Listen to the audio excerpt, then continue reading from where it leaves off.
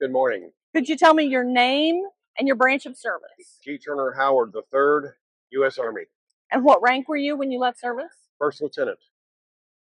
And what is your connection to Southwest Virginia? My maternal grandparents were from Appalachia, Virginia, between Norton and Big Stone Gap in Wise County, Virginia. I spent a good deal of my childhood visiting with them and loved every minute of it.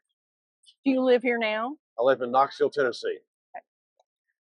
How and why did you enter the military? That's a good question. It was during a very difficult and tumultuous time, as you're aware. Vietnam. I was in law school at the time, did not like it, wanted to do something else, and so I spoke to a good friend of mine, Arthur Ashe, who was Wimbledon U.S. Open tennis champion. I was a pro tennis player, and he suggested I go into the Army and serve at West Point like he did. It turned out that the first year I did pretty much that. Then I got orders for Vietnam, which shocked me. And I was sent to Vietnam, where I spent a year at Fort at Long Binh. Excuse me, Long Binh. You may know where that is, but anyway, that's where I spent my time. Was in Long Binh, and I was perimeter officer, perimeter duty, all kinds of mixed duties. What were some of the jobs that you performed while you were serving? Well, like I said, I already did that.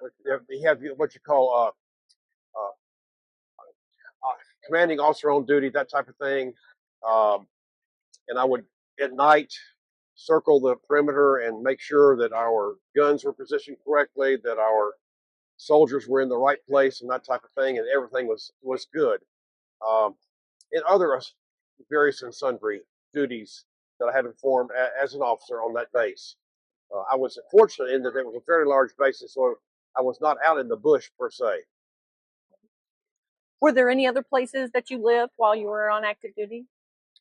Only Fort Eustis in Virginia, where I did my basic officers training, and then after that traveled throughout the United States playing tennis exhibitions with Stan Smith, Dick Dell, and Bill Brown. And we traveled for a year all over the U.S., and then I got those orders for Vietnam, and the rest is history. Could you share with us a memorable experience from your military service? It could be something serious or something lighthearted. I was on my way back one night from Saigon to Long Binh about 2 o'clock in the morning, and in a helicopter. And of course, you've got a crew chief and a gunner on either side of you. And I was riding next to the gunner next to me, and on his communication helmet, he had Tennessee Ridge Runner written on it. And I asked him, I said, "Dude, where are you from?" "Clinton." Clinton, Tennessee is about 10 miles from where we live in Knoxville. Here we were 4,000 miles away from our home base. And here was a door gunner. He couldn't have been 17, 18 years of age at the most. And we talked about that. They dropped me off at Long Binh. They went on. Whether he survived or not, I don't know. We know that door gunners had a high mortality rate there. Yes, that's one for sure that I remember. Another one was a friend of mine was a veterinarian who took care of our service dogs there. And one night, one of the service dogs got a hold of a porcupine and fought the porcupine and ended up with a mouthful of quills. And my friend told me the next morning he had a heck of a time getting those quills out of that dog's mouth before sitting back out on duty. I had a lot of interesting things happen in Vietnam that I could share here, but we don't have the time. And finally, what message would you like to pass on to the next generation about military service?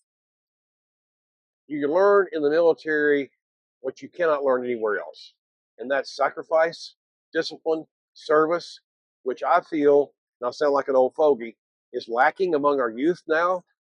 There's no entitlement in the military. There's no victim in the military. You can't say to your drill sergeant, "Sergeant, I don't feel well. I'm entitled. Don't talk to me like that. That hurts my feelings." I wish we had more of what the military teaches in society today. That's what I would pass on. Thank you so much. You're welcome.